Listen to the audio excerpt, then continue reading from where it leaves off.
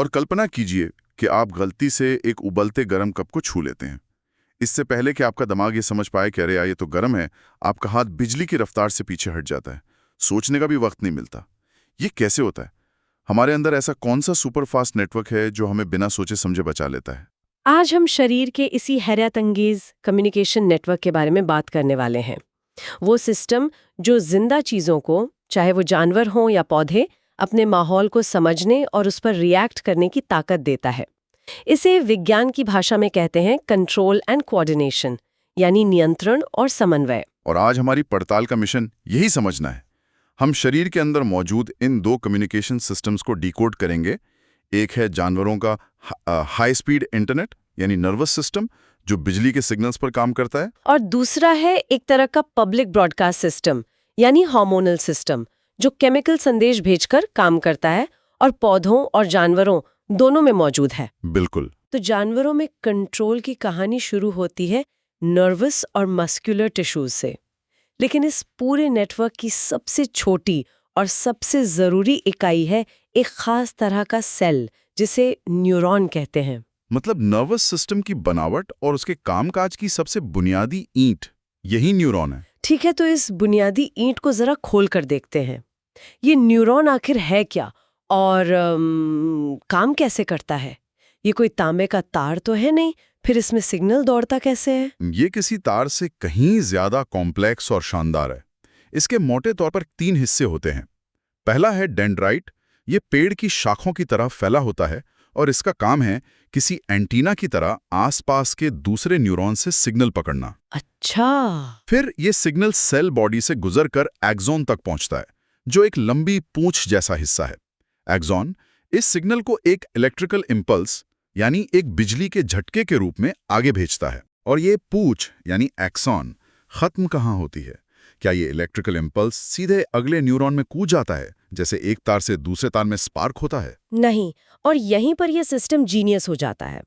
Axon के आखिर में होती हैं नर्व एंडिंग्स। जब इलेक्ट्रिकल इंपल्स वहां पहुंचता है तो वो सीधे नहीं कूदता, बल्कि वो कुछ खास केमिकल्स को रिलीज करता है। केमिकल्स को? हाँ, और ये केमिकल्स एक बहुत ही छोटी सी खाली जगह, जिसे सिनेप्स कहते हैं, को तैरकर पार करते हैं और अगले न्यूरॉन के डेंड्राइट पर जाकर चिपक जाते हैं। जैसे ही ये होता है, उस अगले न्यूरॉन में एक नया इलेक्ट्रिकल इंपल्स पैदा हो जाता है। वाह, तो ये एक रिले रेस की तरह है, लेकिन इसमें बैटन बदलने का तरीका हर बार बदल जाता है। सिग्नल इलेक्ट्रिकल से केमिकल बनता है और फिर वापस इलेक्ट्रिकल हो जाता है। कमाल है। लेकिन ये पूरी रेस शुरू कहाँ से होती है?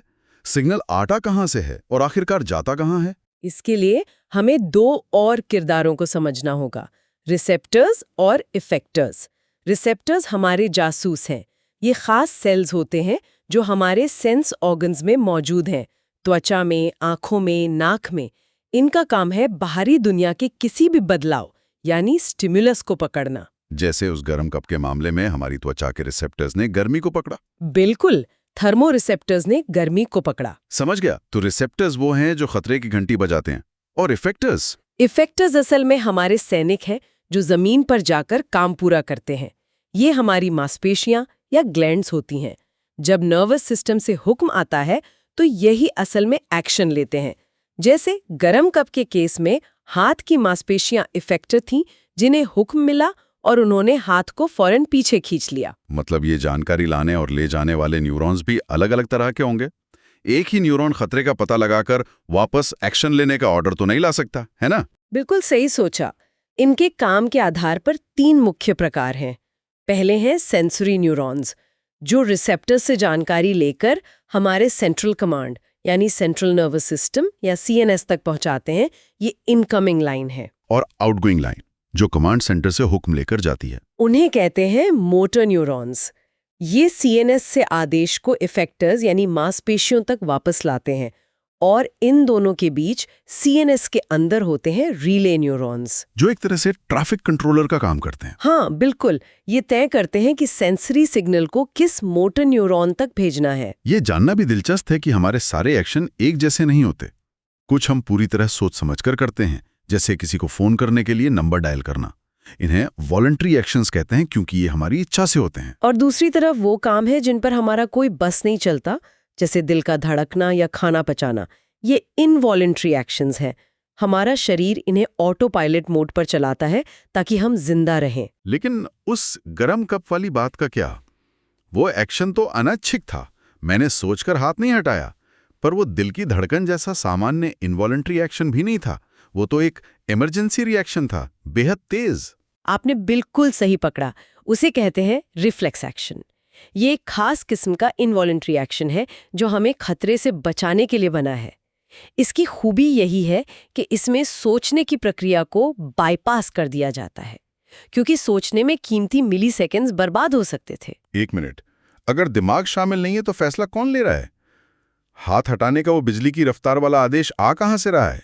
वो आदेश सीधे रीढ़ की हड्डी यानी स्पाइनल कॉर्ड से आ रहा है। सिग्नल का ये शॉर्टकट, जिसे रिफ्लेक्स आर्क कहते हैं, दिमाग तक जाने और वहां से जवाब आने का इंतजार ही नहीं करता। इंतजार ही नहीं करता? हाँ, इसमें होता ये है कि त्वचा के रिसेप्टर से सेंसरी न्यूरॉन सिग्नल को सीधे स्पाइनल कॉर्ड तक ले जाता है। और स्पाइनल कॉर्ड में वो ट्रैफिक कंट्रोलर यानी रिले न्यूरॉन बैठा है। एकदम सही। रिले न्यूरॉन तुरंत उस इमरजेंसी सिग्नल को मोटर न्यूरॉन को पास कर देता है और मोटर न्यूरॉन दौड़कर हाथ की मांसपेशियों इफेक्टर तक पहुंचता है और हाथ हट जाता है। ये सब पलक झपकने से भी कम समय में हो जाता है। तो फिर दिमाग को पता कब चलता है और हमें दर्द का एहसास कैसे होता है?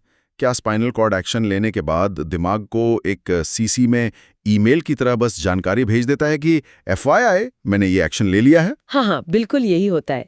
रिफ्लेक्स आर्क पूरा होने के साथ साथ एक सिग्नल दिमाग तक भी जाता है, लेकिन जब तक दिमाग उसे प्रोसेस करके दर्द का एहसास कराता है या ये समझता है कि कब गर्म था, तब तक हाथ सुरक्षित हो चुका होता है। ये एक शानदार बचाव प्रणाली है। जाहिर है सारे फैसले स्पाइनल कॉर्ड तो नहीं ले सकता। असली कमांड सेंटर, हमारी बॉडी का CEO तो हमारा मस्तिष्क यानी दिमाग ही है। बिल्कुल। मस्तिष्क और स्पाइनल कॉर्ड मिलकर सेंट्रल नर्वस सिस्टम बनाते हैं, और मस्तिष्क अपने आप में एक अविश्वसनीय रूप से जटिल अंग है, जिसके 3 मुख्य हिस्से हैं: फोरब्रेन, मिड ब्रेन और हाइंड ब्रेन। तो फोरब्रेन यानी अगले हिस्से का क्या काम है? ये सोचने वाला हिस्सा है? हाँ, फोरब्रेन हमारे शरीर का थिंक टैंक है। यही सोचने, याद रखने, योजना बनाने वाला हिस्सा है। सुनना, सूंघना, देखना, इन सारी इंद्रियों से जो जानकारी आती है उसे प्रोसेस करके मतलब निकालने का काम यही होता है। हमारे सारे वॉलंटरी एक्शंस जैसे चलना, बोलना, लिखना, सब यहीं से कंट्रोल होते हैं। और मिड ब्रेन और हाइंड ब्रेन यानी बीच और पीछे का दिमाग, ये बैकग्राउंड वाले काम करते होंगे। बिल्कुल। ये ज्यादातर इनवॉलंटरी एक्शंस को संभालते हैं। जैसे हाइंड ब्रेन में एक हिस्सा होता है मेड्यूला, ये हमारे लाइफ सपोर्ट सिस्टम की तरह है। ये ब्लड प्रेशर, सांस लेना, यहाँ तक कि उल्टी जैसी क्रियाओं को भी कंट्रोल करता है, जिन पर हमारा कोई बस नहीं है। मैंने सेरेबेलम के बारे में भी सुना है, वो भी हिंड ब्रेन का हिस्सा है ना? उसका क्या खास काम है? हाँ, सेरेबेलम बहुत महत्वपूर्ण है। ये सिर्फ शरीर का संतुलन नहीं बनाता, बल्कि ये हमारे शरीर का मसल मेमोरी हब है। जब हम साइकिल चलाना सीखते हैं या कोई क्रिकेटर गेंद फेंकने की प्रैक्टिस करता है, तो वो असल में अपने सेरेबेलम को ट्रेन कर रहा होता है। सेरेबेलम लाखों छोटी छोटी मांसपेशियों की हरकतों को कोऑर्डिनेट करके एक परफेक्ट एक्शन में बदलना सीखता है, ताकि अगली बार हमें सोचना ना पड़े। हाँ, ये किसी सॉफ्टवेयर को ट्रेन करने जैसा है। कमाल है। तो हमने जानवरों के इस बिजली की रफ्तार वाले नर्वस सिस्टम को तो समझ लिया, लेकिन क्या होता है जब आपके पास नसें या मांसपेशियां हो ही नहीं? जिंदगी का एक पूरा किंगडम यानी पौधे इसी चुनौती के साथ जीता है। तो वो कैसे बात करते हैं? जैसे छुई मुई का पौधा छूते ही शर्मा जाता है? आहा, ये एक बेहतरीन सवाल है। इसके पीछे तो पूरी की पूरी हाइड्रोलिक इंजीनियरिंग है। पौधे 2 तरह की मूवमेंट दिखाते हैं। एक है वृद्धि से स्वतंत्र गति, जिसे नेस्टिक मूवमेंट कहते हैं। छुई मुई का सिकुड़ना इसका सबसे अच्छा उदाहरण है। तो वो बढ़ता नहीं है, बस सिकुड़ता है। तो ये होता कैसे? पानी से? बिल्कुल। ये कोशिकाओं में पानी की मात्रा में तेजी से आए बदलाव के कारण होता है। जब पत्तियों को छुआ जाता है तो एक इलेक्ट्रिकल केमिकल सिग्नल फैलता है, जो पत्तियों के बेस में मौजूद कुछ खास सेल्स को अपना पानी बाहर निकालने का आदेश देता है। जैसे ही पानी निकलता है, वो सेल्स ढीले पड़ जाते हैं और पत्तियां मुरझाकर नीचे झुक जाती हैं। मतलब ये शुद्ध रूप से फिजिक्स और केमिस्ट्री का खेल है। हाँ। और दूसरी तरह की मूवमेंट? दूसरी है वृद्धि पर निर्भर गति, जिसे ट्रॉपिक मूवमेंट कहते हैं। ये धीमी और दिशा वाली गति है जो किसी स्टिम्युलस की वजह से होती है, जैसे फोटोट्रॉपिज्म यानी प्रकाश की तरफ बढ़ना।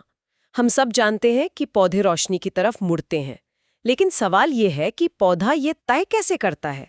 उसके पास आंखें या दिमाग तो है नहीं। हाँ, ये तो मैंने भी सोचा। इसका जवाब क्या है? इसका जवाब एक बेहद चालाक केमिकल ट्रिक में छिपा है।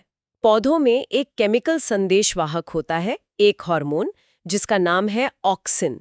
यह तने की नोक पर बनता है और इसका काम है कोशिकाओं को लंबा करना। जब रोशनी सीधी ऊपर से आती है तो ऑक्सिन बराबर फैलता है और तना सीधा ऊपर बढ़ता है। और जब रोशनी एक तरफ से आती है, जैसे खिड़की से, तब ऑक्सिन रोशनी से शर्माकर तने के छाया वाले हिस्से में जमा हो जाता है। अब छाया वाले हिस्से में ऑक्सिन ज्यादा है तो वहां की कोशिकाएं रोशनी वाले हिस्से की कोशिकाओं से ज्यादा लंबी हो जाती हैं। इस असमान वृद्धि के कारण तना अपने आप रोशनी की तरफ झुक जाता है। बिना दिमाग के सिर्फ एक केमिकल के जरिए पौधे ने रोशनी को ढूंढ लिया। ये तो शानदार है। इसी तरह जड़ें हमेशा नीचे की ओर क्यों जाती हैं? उसे जियोट्रोपिज्म कहते हैं, यानी गुरुत्वाकर्षण की प्रतिक्रिया में गति। जड़ें गुरुत्वाकर्षण के खिंचाव के साथ नीचे की ओर बढ़ती हैं। इसके अलावा कीमोट्रोपिज्म भी होता है, जो रसायनों की प्रतिक्रिया में गति है। अच्छा। और यहीं से हम अपने दूसरे कम्युनिकेशन सिस्टम पर आते हैं। जैसा हमने देखा, इलेक्ट्रिकल इम्पल्सेस बहुत तेज होते हैं, लेकिन उनकी पहुंच हर कोशिका तक नहीं होती। इसीलिए जानवर और पौधे दोनों एक और ज्यादा व्यापक प्रणाली का उपयोग करते हैं, रासायनिक संचार यानी हार्मोन्स। तो हमने पौधों के हार्मोन्स, फाइटोहार्मोन्स जैसे ऑक्सिन की तो बात की, जो ग्रोथ को कंट्रोल करते हैं।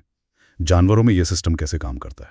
मुझे एंडोक्राइन सिस्टम के बारे में कुछ पता है। जानवरों में एंडोक्राइन सिस्टम खास ग्लैंड्स यानी ग्रंथियों का एक नेटवर्क है, जो हार्मोन्स नाम के केमिकल संदेशवाहक सीधी खून में छोड़ता है।